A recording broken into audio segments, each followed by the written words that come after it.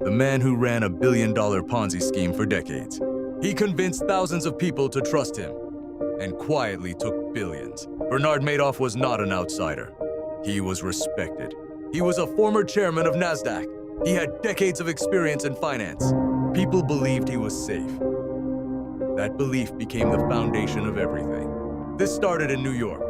Wealthy investors, charities, funds, they all wanted one thing: stable returns, not risky gains, not huge profits, just steady growth.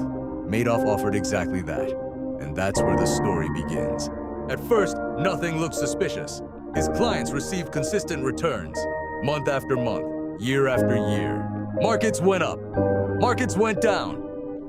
His numbers barely changed.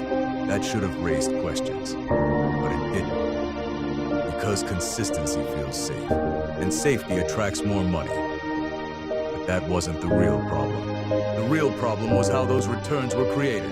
Madoff claimed he used a strategy, a complex one. It involved buying stocks and using options, hedging risk, balancing gains and losses. It sounded technical, convincing, but according to court documents, that strategy wasn't actually being executed. There were no real trades behind most accounts. Instead, he used a simple system. Step 1, take money from new investors. Step 2, use that money to pay existing investors. Step 3, show fake statements with steady profits. That's it. No real investing, just money moving between people. This is called a Ponzi scheme, but Madoff made it look legitimate. And that's why it worked. And that's when it got worse. As more people joined, the system grew. More money came in. More payouts went out. He needed constant inflow, because without new money, the system would stop. But investors didn't know this. They saw clean reports, detailed statements, professional formatting. Everything looked real. Some investors even withdrew profits, and they got paid.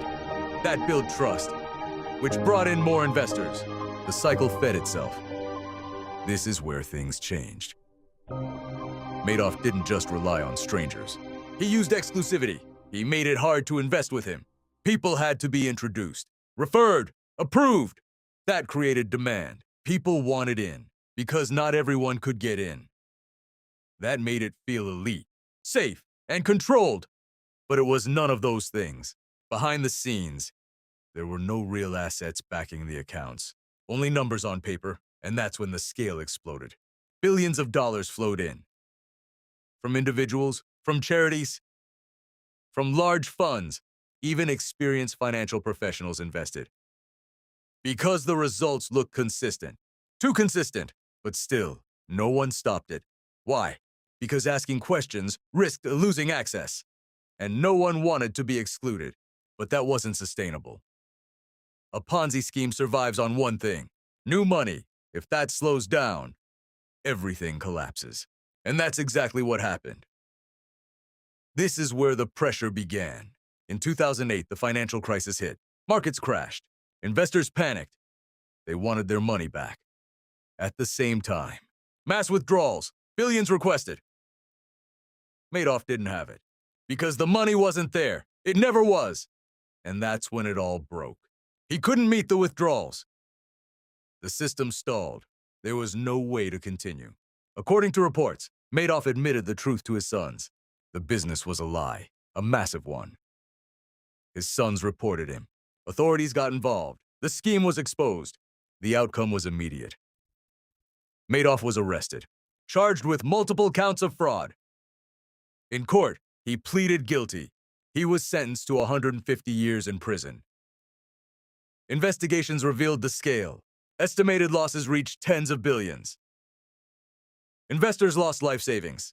Charities collapsed. Funds disappeared. All built on trust and deception. But the real failure wasn't complexity.